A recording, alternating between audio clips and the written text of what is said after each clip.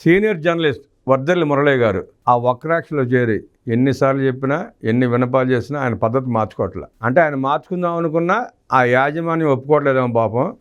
ఆయన మార్చుకునే ప్రయత్నం కూడా చేయట్లే.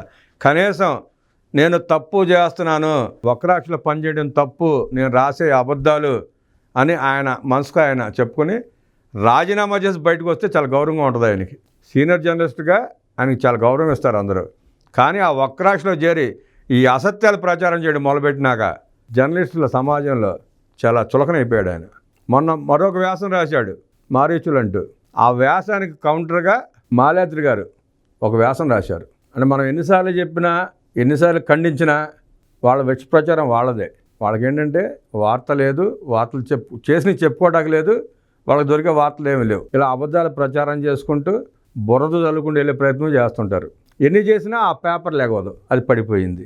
అధికారంలో ఉన్నప్పుడు వాలంటీర్ల చేత ఒక 3 లక్షల పేపర్లు కొనిపించాడు. ప్రభుత్వ శాఖలో 2 లక్షలు కొనిపించాడు. అనేక చోట్ల అనేక రకాలు ఎక్కడ అవకాశం ఉంటే అక్కడ పేపర్లు కొనిపించాడు. వాటితోనే 10 లక్షలు 11 లక్షల సర్క్యులేషన్ కనపడింది. ఇవాళ సుమారుగా 6-7 లక్షల సర్క్యులేషన్ పడిపోయి 3 లక్షలకో 4 లక్షలకు చేరింది. ఎట్లాగైతే 151 సీట్ల నుంచి 11 సీట్లకు దిగజారిపోయాడు, సర్క్యులేషన్ కూడా 11 లక్షల 12 లక్షల నుంచి 3 లక్షల 4 లక్షలకు దిగజారిపోయింది. ఆ 3-4 లక్షల్లో కూడా సగం మళ్ళీ ఉత్తుత్తున వేసేయే. బతిమాలి వద్దని చెప్తున్నా వినకుండా టీ స్టాల్స్లో, బంకుల్లో, బడ్డీ కొట్టుల్లో, కాకా వాటర్స్లో పడేసి వెళ్ళిపోతున్నారు వాళ్ళు. చదవకపోతే చదవకపోయారు, కనీసం పొట్లాలు కట్టుకుంటా కలపడానికి వస్తే ఉంచుకుంటారు బాబు అని బతిమాలి ఇచ్చి వెళ్తున్నారు. ఆ పేపర్ని పట్టుమని 10,000 మంది కూడా చదవరు దాన్ని. కనీసం ఆ వైసీపీ పార్టీ దగ్గర పేటీఎం తీసుకుంటున్న కూలీలు కూడా చదవరు.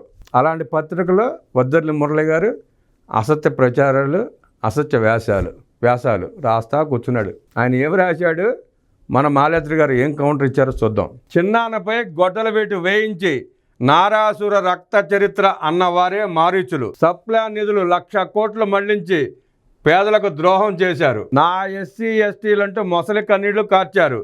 చెప్పేదొకటి చేసేదొకటి. జిరాక్స్ కాదా మురళి? వర్దెల్లి మురళి అబద్ధాల కుతంత్రం ఎపిసోడ్ 14. ఇంతకుముందు 13 వాటికి సమాధానం చెప్పాం. లేదు, దులుపుకెళ్ళిపోవటమే. మేము రాసే అబద్ధాలు రాస్తూ ఉంటాం, మీరు తుడుచుకెళ్ళండి.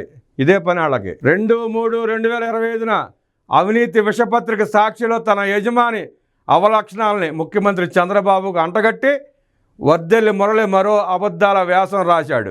3 మాయలేళ్లు కలిసి కూటమి కట్టి ఏర్పాటు చేసిన ప్రభుత్వం నుంచి హామీల అమలు గురించి ఆశించడం అంటే మరీచుకుల వెంట పరుగులు తీయడమేనని కూటమిలోని 3 పార్టీలను మాయలేళ్లు, మరీచికలంటూ సాక్షి ఎడిటర్ వర్దెల్లి మురళి చెప్పిన అబద్ధమే 100 సార్లు చెబుతున్నారు. ప్రజల్ని మోసం చేసే ప్రయత్నం చేస్తున్నారు.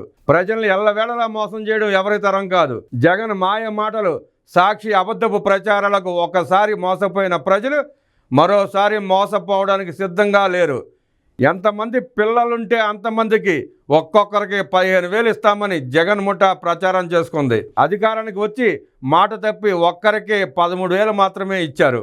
ఆనాడు రాష్ట్రంలో 85 లక్షల మంది పాఠశాలల్లో పిల్లలుంటే అందులో 35 లక్షల మందికి మాత్రమే అమ్మఒడి ఇచ్చి 40 లక్షల మందికి ఎగనాం పెట్టారు.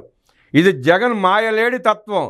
కూటమి పాలనలో తల్లికి వందనం పథకానికి బడ్జెట్లో 9,407 కోట్లు కేటాయించడం జరిగింది. ఇది 75 లక్షల మంది పిల్లలకు ఒక్కొక్కరికి 15,000 ఇవ్వడానికి సరిపోతుంది. ఢిల్లీ పబ్లిక్ స్కూల్ లాంటి ఖరీదైన విద్యా సంస్థలో చదువుకునే సంపన్నుల బిడ్డల్ని మినహాయిస్తే మిగతా పిల్లలందరికీ తల్లికి వందనం ఇవ్వబడుతుంది. చంద్రబాబు పేదల పెన్నిదవుతారు. చంద్రబాబు మాటపై నిలబడ్డ విద్యాదాత జగన్ రెడ్డి 2019 మే 20న సీఎంగా ప్రమాణ స్వీకారం చేశాడు. వెంటనే అమ్మఒడి ఇవ్వలేదు. 2020లో మాత్రమే అమ్మఒడి ప్రారంభించాడు. మొదటి ఏడాదిలో పెన్షన్లకు పెంచింది 250 రూపాయలు మాత్రమే. ఇలా జగన్ మేనిఫెస్టోలోని హామీలు 5 ఏళ్లలో పూర్తిగా అమలు చేసింది 15% మాత్రమే. 10 లక్షల కోట్ల అప్పు చేసి కూడా హామీల్లో 85% ఎగనామం పెట్టాడు. తెచ్చిన అప్పులు అవినీతి స్కీమ్లకు మళ్లించాడు. సెంటు పట్టాకు సంబంధించిన ఒక్క స్కీమ్లోనే 7,000 కోట్ల అవినీతి చేశాడు.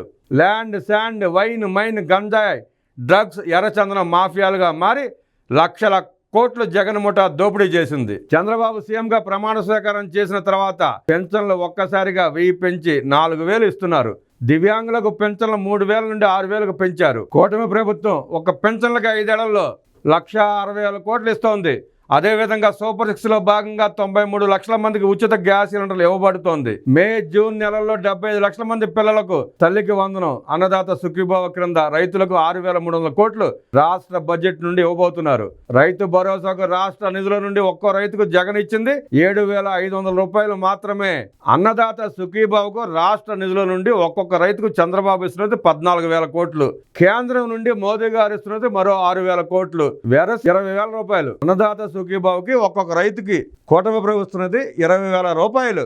జగన్ రెడ్డి ఇచ్చింది 7,000 రూపాయలు మాత్రమే. అది కూడా ఎంతమందికి ఇచ్చాడో ఎంతమందికి ఎగ్గొట్టాడో ఆ రైతులకు తెలియాలి, వాళ్ళు చెప్పాలా. జగన్ ఒక డిఎస్సిపై మాట తప్పాడు, ఒక్క డిఎస్సి కూడా జరపలేదు. చంద్రబాబు ప్రభుత్వం రేపు పాఠశాలల ప్రారంభ సమయానికి డిఎస్సి పూర్తి చేసి 16,347 ఉపాధ్యాయ నియామకాలు చేయడానికి విద్యాశాఖ మంత్రులు లోకేష్ కృషి చేస్తున్నారు. ఇలా 8 నెలల్లోనే కూటమి ప్రభుత్వం 500కు పైగా మంచి పనులు చేసింది. జగన్ ప్రభుత్వం చేసిన అప్పులకు సుమారు ఏడాదికి 60,000 కోట్లు వడ్డీ అసలు వాయిదాలు చెల్లిస్తోంది.